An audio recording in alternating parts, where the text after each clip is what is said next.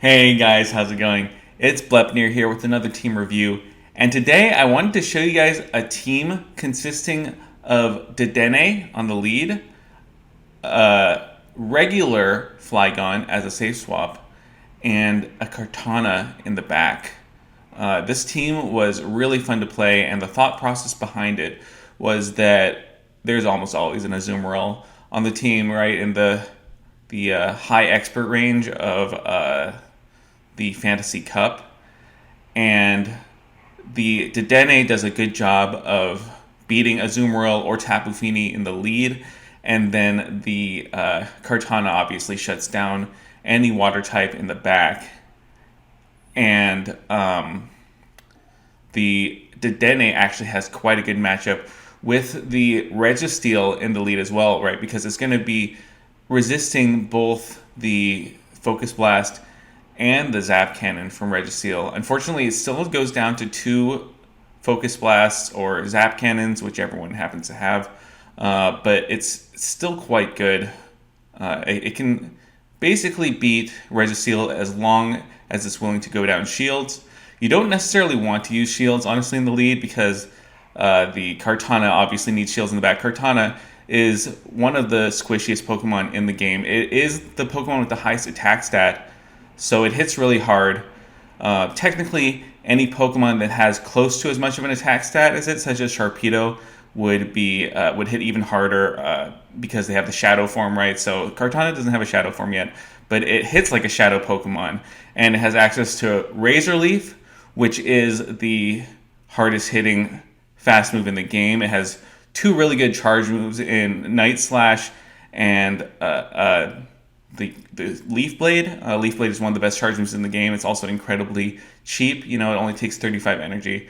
So honestly, Kartana doesn't have a terrible matchup with the Registeel as well because it has some of the heaviest fast move pressure in the game. You're going to see here that even resisted, it's still the fast move just still chunks away at opponents. Even something like a steel bug type like Escavalier, it's still just gonna look like it's doing neutral damage just because of how hard Kartana hits, and it's a ton of fun. So without further ado, let's see how the core of Dedenne and Kartana does in the Fantasy Cup. So first off here we have Dedenne into Tapu Fini, and so this is awesome, right? Because they're definitely going to switch out of this because they know that's a very negative matchup. They switched to Magnezone, and this is a team that I actually saw a lot, was the double electric backline.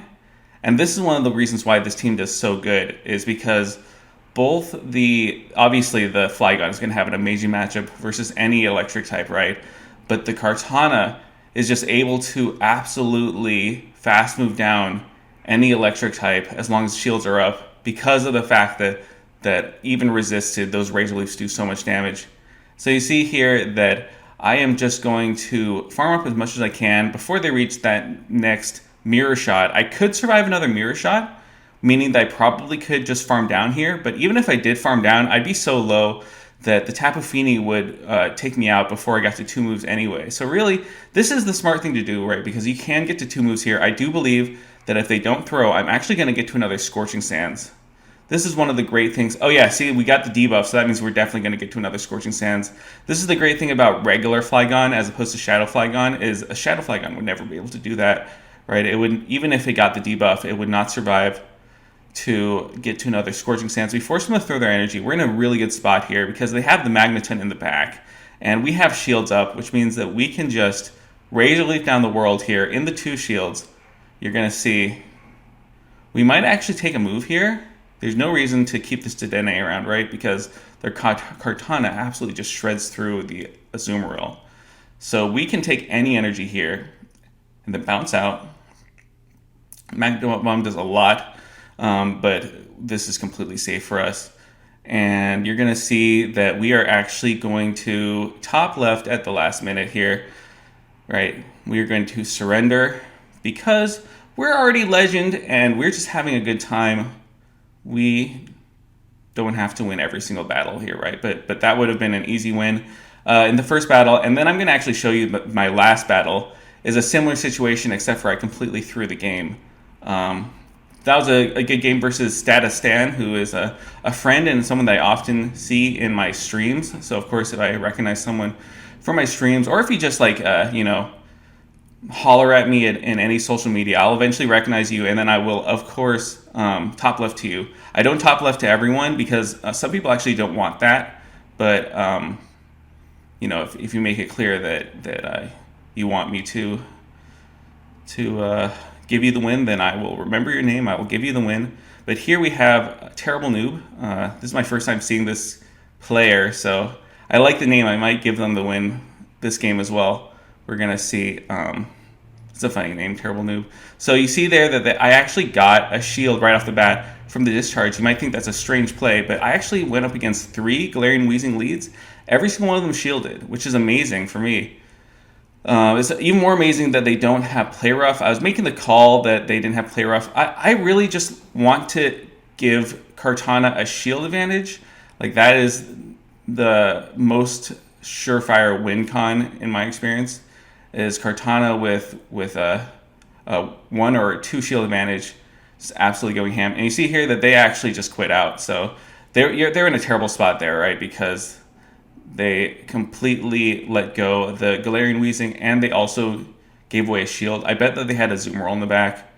That's the bottom line of my experience the past few days in the Fantasy Cup, is that everyone has an Azumarill, right? And so here we have the Registeel. This is a great matchup for me. I'm going to show you. I believe that in this matchup, I actually didn't get the debuff, which is very lucky. The debuff from the Zap Cannon is a 66% chance.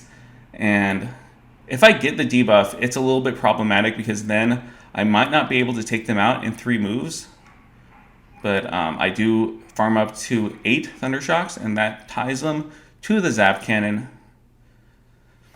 The Zap Cannon unfortunately does a little bit. It's about 50%, and obviously because the lock-ons do 1 damage each, 50% to 50% of my health charge moves is easily going to be enough to take me out. But because it takes them so long to get to their move, we actually can just barely beat them to the Zap Cannon. So luckily they went for the Zap Cannon. I wasn't really expecting them to go for the Focus Blast, but that would have been the safer play on their part, is to immediately go for the Focus Blast, because I believe that they were at it there. They were 1 lock-on away from the Zap Cannon, if I was counting correctly. But they just let go the Registeel, and that's a great situation for me. Regardless, as long as I go down shields, I do win that, but I prefer not to go down shields just because Kartana in the back with 2 shields is the most guaranteed win con here, especially as we see the Azumarill. And if we see an Azumarill in the back, then I am expecting a Tapu Fini as well. So let's see if I'm correct. Yeah, bottom line is Azumarill and Tapu Fini are just everywhere, and this team tears through both of them. I think that it's a pretty safe team just because at all ELO ranges, I feel like you're going to see a lot of Azumarills and Registeels. And this team is ABA strong against Azumarill, and it's ABA strong versus Registeel. And you can't go wrong with that. So we're just fully getting rid of our Dedenne at this point, because we know that we can just Razor Leaf down everything with this Kartana. Obviously, they could have something in the back, like a Fire type. But no, they have the Stunfisk. I think that they actually went into Stunfisk versus Dedenne, and I just completely didn't see that. So they went to Stunfisk versus Dedenne, and then they switched into Azumarill. And that was kind of a mistake, I think, because... But I mean, regardless, they were going to have a tough time here. I'm always going to be able to just... I can get to 2 Night Slashes here. Even if they go straight Rock Slide, they're not going to reach another Rock Slide until I reach the Night Slash. So they're going to go for the Rock Slide here. I believe they're 1 away from the next Rock Slide. A Rock Slide would pretty much take me out. I believe that it would take me out, even though I have a very bulky Kartana compared to most.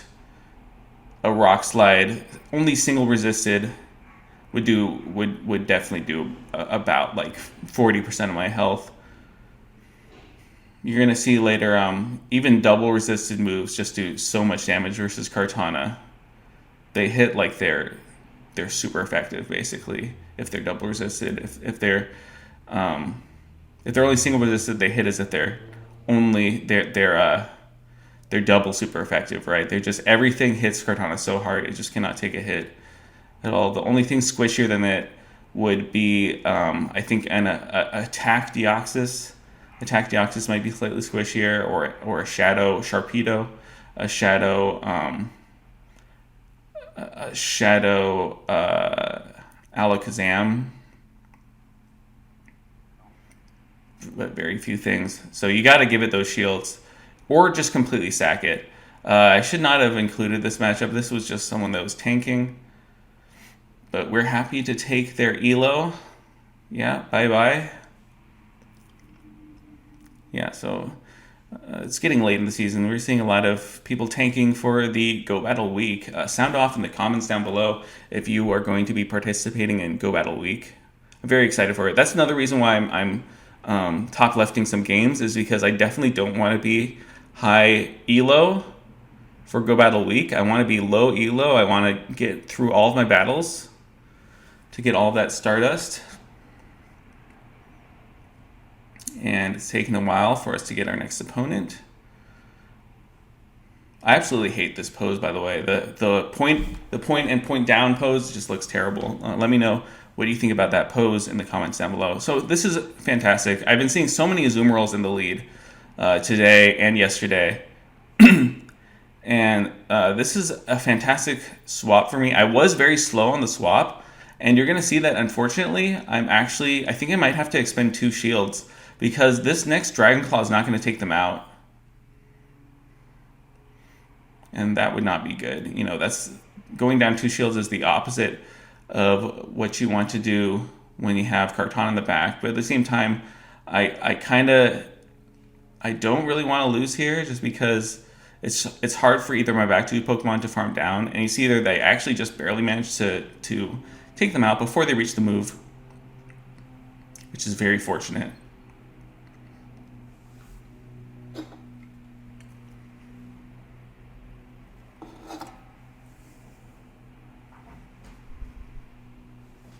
And so here we are just going to Scorching Sands the Azumarill. I am going to switch back out into Dedenne. And the reason why I do that is because Flygon is such a strong Pokemon that it will be able to do a lot of damage towards anything in the back with all that energy. And so this is a way to kind of offset the fact that I have a shield disadvantage, is that I know that my Flygon in the back with that much energy is going to be worth a shield. This is really dangerous. I'm going to shield this. I knew it was going to be a Hydro Pump. There's no reason for them to stay in unless they're able to Hydro Pump me. But this is really fun, right? Is the Registeel in the back, and I have three Pokemon left. This is one of my favorite types of end games, is where I have 3 Pokemon and they have 2 shields. It feels kind of like a boss battle, right? Because the Registeel is so bulky and has both of those shields, which is really brutal for me, really. But the thing is that I have this combination of 3 Pokemon that's actually quite good against it. I have a lot of fast move pressure in Kartana. I have all the energy in the world in Flygon, and this is some of the most dangerous energy that you can possibly have for a Registeel, right? Because a single Scorching Sands will take them out. I do unnecessarily bait there. That was just, I really thought that they were going to shield there. I didn't have to bait, but the thing is, you're going to see here that they're going to be able to switch out. They're going to switch out here because they're worried about me outpacing them. And because they switch out, I actually don't have to throw here. I could have farmed up more, and then I would be in a much better spot. I could have completely undercharged that, actually, and then I could have really farmed up. I could have definitely gone to the Scorching Sands. As it is right here, I am actually going to be beaten to the Scorching Sands, but I can get through a Dragon Claw before they get to a move. And this is completely fine. As soon as I get that Dragon Claw off, I am completely safe. I don't need to get off this next Dragon Claw because of the fact that they, even if they're at 100 energy, they still need 10 turns. They need 10 moves, 10 lock-ons to get to their next charge move. And so I just needed to use Kartana as a meat shield there. I could have also used Dedenne as a meat shield. Either one is completely fine because you can see here that should have been a 5-0, except for that we gave away the first game. We had Oh, and there's my Pikachu Libre. Didn't even claim my Libre yet. But we had two of those sorts of like 5-0s, except for we gave away one game today using this team, just both in a row. And now you're going to see this was a battle I included because I played it not very smartly. So the battle goes all right at first. We have the Dedenne into the Sandslash. And what I found is that if you throw after 6, the Sandslash will almost always bait. I'm sure that at higher elos, people probably won't bait. In general, it's probably not a sure 100% thing, but 3 times against Sandslashes now, as long as I threw after 6, they do bait. And the reason why is because they are scared of getting into a situation where I outpace them to 3 moves. Which might be the case if they drill run. It's definitely not going to be the case if they ice punch. But them ice punching is really good for me because that gives me a shield advantage. And the Kartana is going to have an okay time against the Alolan Sandslash at this low health because it's just going to be able to farm the Alolan Sandslash all the way down. And then they switch into the Azumarill. And so this is the Azumarill Tapu Fini line, which I should be incredibly good against. I basically knew that it was that at this point, but you're going to see here how this unfolds. I do get to this next Scorching Sands. I basically just need them to throw their energy, and then I should be able to just Razor Leaf down everything here.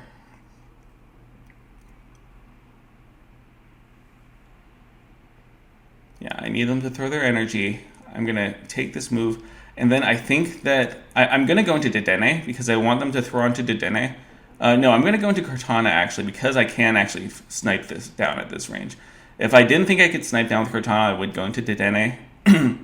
But here, I make a horrible mistake. I do have to shield this, unfortunately, so I could have caught this move first of all, and then I should have had a fairly easy time. But you're going to see here that the Tapu Fini does come in, and I don't have a shield, but I'm going to get them so low with these Razor Leafs that I could have actually just taken them out with Thunder Shocks from Dedenne if I had just stayed in with the Kartana. And so I think that this was actually a throw on my part because of how easily I could have just won by staying with Kartana. But that's a good example of a situation where you definitely don't want to switch. And you just have to believe in the Kartana, right? Because it's either going to be an Azumarill in the front or an Azumarill in the back.